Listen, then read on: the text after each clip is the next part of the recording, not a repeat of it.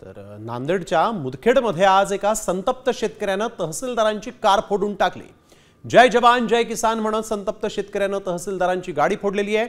शेतकरी आत्महत्या करतोय आणि अधिकारी मरिदा खातोय अशा शब्दात घोषणाबाजी करत या शेतकऱ्याने ही कारच फोडून फावडा घेतला आणि गाडीवर गाडीची काच जी आहे ती फोडण्यात आलेली आहे। गाडी फोडताना शेतकऱ्यानं सरकार विरोधात आणि प्रशासनाविरोधात रोष व्यक्त केलेला आहे। तर यानंतर शेतकऱ्याला पोलिसांनी ताब्यात घेतलं तर शेतकऱ्याच्या खात्यात अनुदान आलेलं आहे असं स्पष्टीकरण तहसीलदारांनी दिलेलं आहे।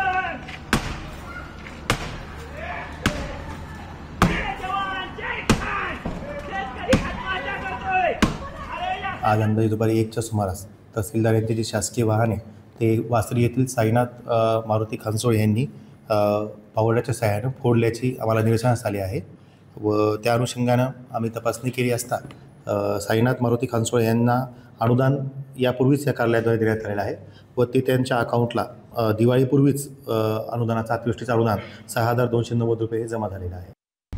आता isakal.com आहे देशातील नंबर 1 ची मराठी न्यूज वेबसाईट। प्रत्येक अपडेटसाठी isakal.com ला नक्की भेट द्या।